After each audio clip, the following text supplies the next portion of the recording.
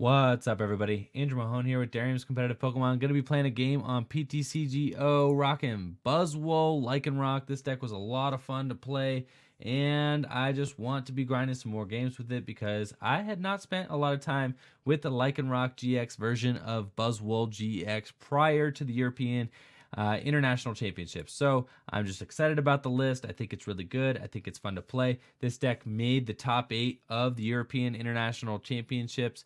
If you're just tuning in here, this is a new thing that I'm doing. I'm going to be trying out here on the competitive channel. I'm showing off the deck lists at the end of the video. And the reason I'm doing that is because if I show it off at the beginning of the video, maybe the game's a dud. Maybe my opponent, scoops early or something like that, and it doesn't end up being a good game. And then I spent some time showing off the, showing off the list at the beginning of the video, and it just ends up being a waste of time. So this way, if I show off the list at the end of the video, that means that I know I got a good game in and could just show a quick clip of the list so that anybody who wants to screen cap the list or something like that, or is just interested in the counts of cards that I used in each individual gameplay, that'll be a resource for you all. So I was getting a lot of feedback in the comments. I want to show you guys that I'm listening and that I really care what you guys all think about the channel. I really care what kind of feedback you guys have for me. So, just want you to know I'm listening. I hear you. I spend a lot of time actually reading the comments and trying to be as interactive as I can with those. So thank you all for your contributions. You guys really do all make a difference, and I really do hear everything that you guys are saying, and I definitely love the suggestions. I'm very open to suggestions. That's just the kind of person that I am. Now, it looks like I am playing against the Zoroark Golisopod deck, and this Zoroark Golisopod deck is probably the same list that Tord used to win the European International Championship, so it's a really good list, and I would actually be fine with this matchup, would be totally cool with it, but this hand looks horrible. So this is looking really bad. You can see my opponent has also got that Mr. Mime. That was something that Tord was playing, so kudos to my opponent for rocking that Mr. Mime too. You can see they are not really going for the Zoroark heavy play. They're going for Golisopods, and I've got nothing. So hopefully I hit this max elixir. If I don't, I'm going to be in a sad spot. Okay, we do have a play here. At least we can bring up this Zorua and knock it out. I'm not doing any damage to the bench, but at least I do get to, I do get to knock out a Zorua though, so I'm cool with that. Hopefully I draw a Sycamore or something like that. Rescue Stretcher, that doesn't do me any good. Oh no, this hand is looking bad. Now my opponent, hopefully they're sitting on an end. Maybe that's all they got is an end. That would be fantastic. If they could just end me and have nothing else, that would be great. But it looks like they are going to be able to first impression here. At least they don't have any other draw going on, thanks to Zoroark GX. So I was able to take out their draw there, which might be a little annoying. I don't really know. And I got a Rockruff. So, all right, everybody, we do have a Rockruff going on. I'm just going to have to Jet Punch. I don't get any damage on the bench because of that annoying Mr. Mime. But hopefully my opponent doesn't have a double colorless or no way to do extra damage here. Really, really just hoping that they are just going to have to first impression for 30. They probably know that I have a dead hand. They have Acerola. Oh no, they're going to be able to first impression again. This is bad. I am on the clock now. They are taking a knockout for 2 prizes, and I am going to need top deck, or else this is just not going to be a pretty game. This thing is going down quickly. Now, they've only got a 2-card hand, but apparently that 2-card hand is just fine. It's about to be a 4-card hand because they're getting 2 more prizes there. Yikes, this is not good. So let's see. I'm going to promote my Buzzwole. Hope I top deck an N or a Sycamore. Strong Energy, we'll deal with it. Okay, this is fine. It's not exactly what we want, but, we'll certainly deal here. 50 damage to the active.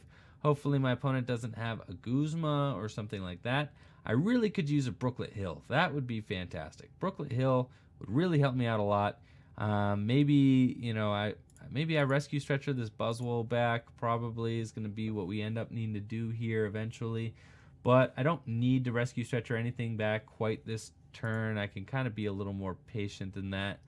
But you figure at a certain point, we got to get ourselves something out of this deck. I mean, we've been top decking for a little while here. Any sort of Ultra Ball would be a live card. Any sort of Remoraid would be a live card. Any sort of Brooklet Hill, anything.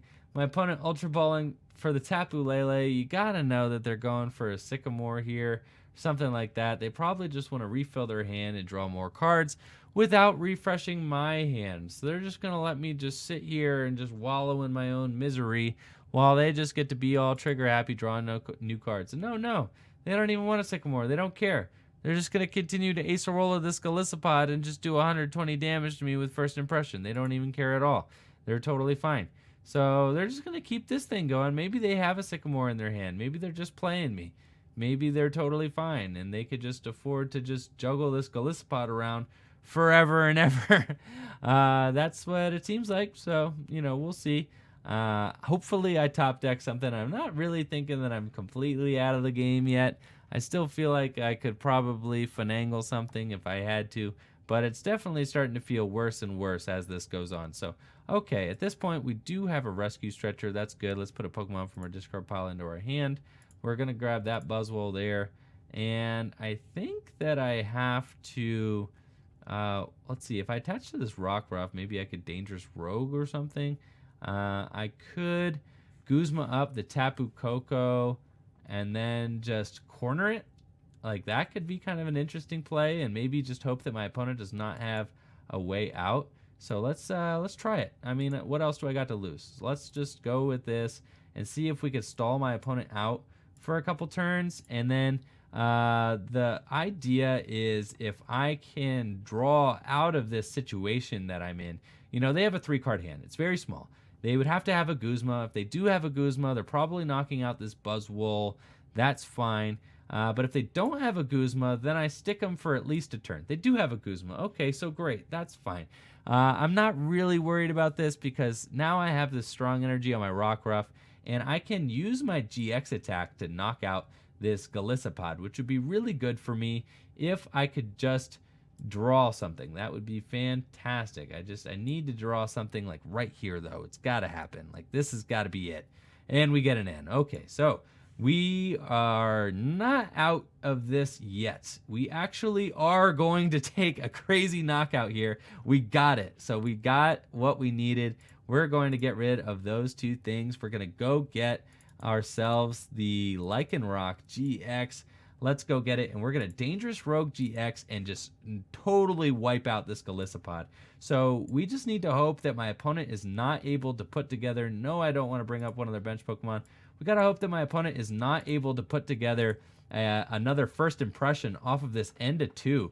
I do take a huge knockout there. You can see I kind of went with the wager, hoping that this would pay off here with the Lycanroc. If my opponent's hand sticks, though, if this end of 2 sticks, I could be in the clear. My opponent's got no other attackers going on, but I'm in a very precarious situation because all they need is a grass energy. Oh, they're going to hit me with this Tapu Lele energy drive, but they don't have any supporter, so they're doing 80 damage. I'm going to be able to knock this thing out. So let's do Brooklet Hill. I don't think that that's going to bite me at all. No, I don't think so. I'm going to Brooklet Hill. Let's see. I'm doing 110, 130, 150. Yeah, I'm doing like a ton of damage. I probably want to go get this. The Zygarde could be good because it's not weak to grass. But I think that I should be fine. Hopefully, we just got to hope that my opponent doesn't top deck out of this thing, to be honest. So let's go get that Remoraid. I think that I want the Octillery is probably going to be my best bet. And then we're attaching the Choice Band, attaching the Fighting Energy. I mean, we are in at this point. Like, we are committed to this Lycanroc. And this Lycanroc is either going to take us home or we're going to lose. So let's just hope for the best. I'm filling my bench up. We are just going to Claw Slash here for a huge one-hit knockout on that Tapu Lele. How crazy is that? I only have one prize remaining. Could this just be the Lycanroc sweep? If my opponent does not knock out this Lycanroc now, I am in the clear. Let's just hope they don't have it. If they have a double colorless energy that doesn't get me, they had 2, 4, 6, 8, 10. They'd only do 100. They need a grass energy and a Golisopod. I think that's the only way they're getting the knockout. If they didn't get a supporter there, I think they must have top decked that Field Blower because they put up the Tapu Lele. That means they don't have it. They just got 100 damage. They're short. Oh my gosh, how crazy is that? There's 20 damage short. This is the Lycanroc GX sweep, guys. This is crazy. This is probably the craziest comeback out of any game that I've ever played. Oh my gosh. And I have it, right? So I do 110, 130, okay, 110, 130, 150. If I Ultra Ball for the Regirock, that's 160. Oh my gosh, I'm still short. Okay, so we need to go get that Regirock.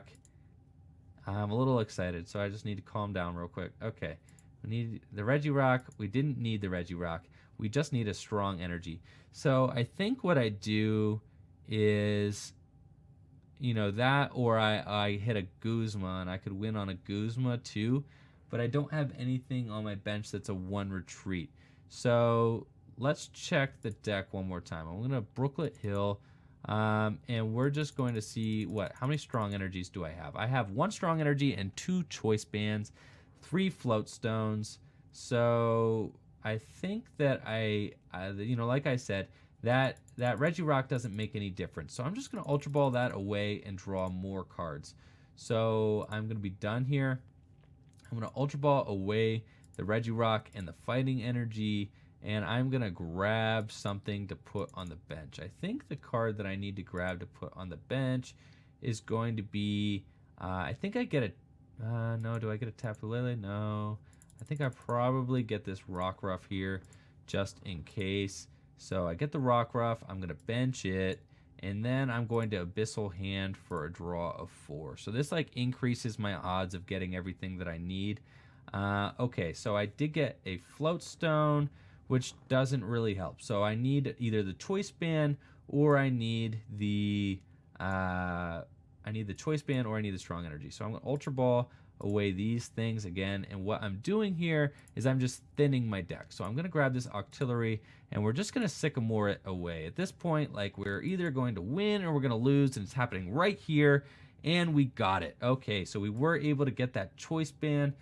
We should be in the clear now, just for Claw Slash for knockout. 170 damage, we hit it just right. 180, awesome. So we pulled off the sweep. Oh my gosh, what a crazy game. Thank you guys for watching. That game was nuts, man. I can't believe Lycanroc was able to get there with that dangerous rogue end play, and then just they had 2 double colorless. All they had in play was Tapu Lele. Their Tapu Leles were not able to do enough to knock out that Lycanroc GX. Clearly, the Lycanroc GX is the MVP of that one, so that was nuts. Lycanroc GX going in there, even though he's got a grass weakness, all my opponent needed to do was just piece together 1 more Golisopod, and they would have had that game. What a game. So I'm going to show off the list real quick. This is just that top 8 list from the European International Championships. Should be pretty familiar with that. I just did a deck profile on this deck, but the deck profile that I did was a few cards off of the top 8 list. This is the top 8 list. This thing is a blast to play. It is a lot of fun. If you haven't tried it out, go try it. Thank you all for watching the video. Let me know what you all think of this deck. Make sure to like the video, subscribe to the channel. Peace.